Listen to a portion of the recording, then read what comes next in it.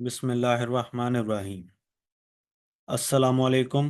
My name is Muhammad Umair and I am a physics teacher in Shiraz Science Higher Secondary School, Pir Mahal. Today I am going to present the topic of class 10th physics and the topic is total internal reflection. So according to definition, when the angle of incidence become larger than the critical angle, no refraction occur. The entire light is reflected back into the denser medium. तो सबसे पहले देखते हैं कि incident angle क्या होता है, उसके बाद रिफ्रैक्टेड एंगल और उसके बाद क्रिटिकल एंगल। ठीक है, सबसे पहले इंसिडेंट एंगल देखें। ये इंसिडेंट रे है, ठीक है, और इसका नॉर्मल के साथ जो एंगल बनता है इसको बोलते हैं इंसिडेंट एंगल। तो जब भी इंसिडेंट लाइट रे एक मीडियम से ट्रेवल करती हुई किसी दूसरे मीडियम पर फॉल करती है तो वो किसी न किसी एंगल पर फॉल कर रही होती है। वो एंगल, वो जाविया इंसिडेंट एंगल कहलाता है।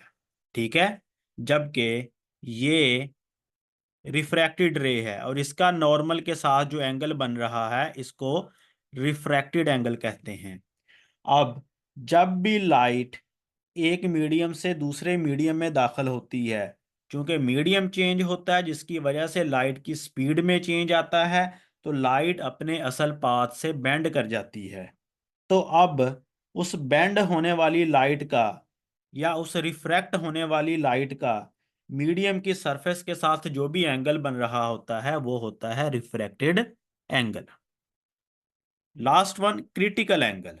क्रिटिकल एंगल एक्चुअली में इंसिडेंट एंगल ही होता है, लेकिन वो इंसिडेंट एंगल जिस पर लाइट जो है वो 90 डिग्री पर रिफ्रैक्ट हो जाए, यानी वो इंसिडेंट एंगल जिस पर बेंड होने वाली लाइट, जो रिफ्रैक्ट होने वाली लाइट होगी जब मीडियम चेंज होगा तो वो 90 डिग्री के ऊपर क्या कर जाए, बेंड कर जाए, वो वाला इंसिडेंट एंगल क्या कहलाएगा, क्रिटिकल एंगल। अब जरा हम जो है अपने टॉपिक पर आते हैं, टोटल इंटरनल रिफ्लेक्शन। लेकिन इसके लिए सबसे पहले आपको बेसिक चीजों का पता होना चाहिए था, इंसिडेंट एंगल, रिफ्रैक्टेड एंगल और क्रिटिकल एंगल। ठीक है, अब देखें डायग्राम ए में, देखें यहां पर जरा गौर से देखें, हमारे पास यहां पर दो मीडियम है। ठीक है, एक हमारे पास ग्लास है और दूसरा हमारे पास एयर है। जो ग्लास का रिफ्रैक्टिव इंडेक्स होता है वो एयर के रिफ्रैक्टिव इंडेक्स से ज्यादा होता है। जब भी इंसिडेंट रे ग्लास से होती हुई एयर में इंटर करेगी तो मीडियम चेंज होने की वजह से वो अपने असल पाथ से किसी ना किसी एंगल पर रिफ्रैक्ट कर जाती है। जिस तरह ये आप देख सकते हैं डायग्राम के अंदर, जैसे ही वो ग्लास से होती हुई एयर में इंटर की, मीडियम चेंज हुआ और वो किसी ना किसी पर्टिकुलर एंगल पर रिफ्रैक्ट हो गई, बेंड हो गई। तो डायग्राम बी के अंदर जरा देखें कि जैसे जैसे आप इंसिडेंट एंगल बढ़ाएंगे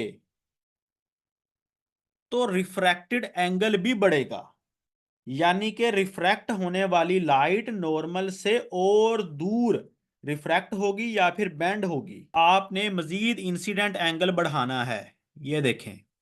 ठीक है, तो होगा ये कि जो रिफ्रैक्ट होने वाली लाइट है वो यहां पर 90 डिग्री के ऊपर बेंड कर रही है। यहां पर देखें,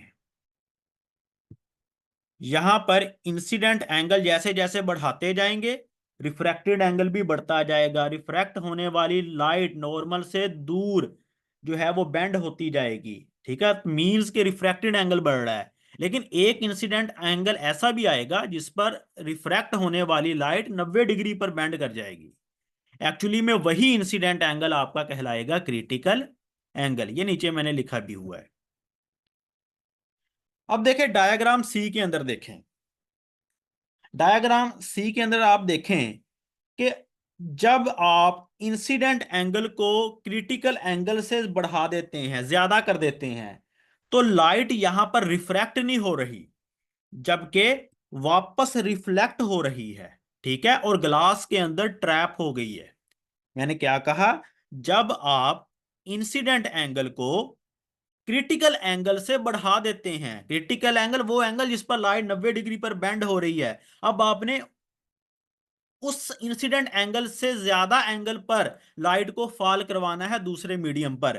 तो जैसे ही एंगल बढ़ा, यानी इंसिडेंट एंगल क्रिटिकल एंगल से ज्यादा हुआ, तो लाइट वहां पर रिफ्रैक्ट नहीं होगी, यानी वहां पर रिफ्रैक्शन नहीं होनी, वहां पर रिफ्लेक्शन होना शुरू हो जाएगी। तो यहां पर लाइट मीडियम से टकराने के बाद बाउंस बैक कर जाएगी और ग्लास के अंदर लाइट एक तरह जो है वो ट्रैप हो जाएगी और रिफ्लेक्ट करना स्टार्ट कर देगी। इसी अमल को कहा जाता है टोटल इंटरनल रिफ्लेक्शन।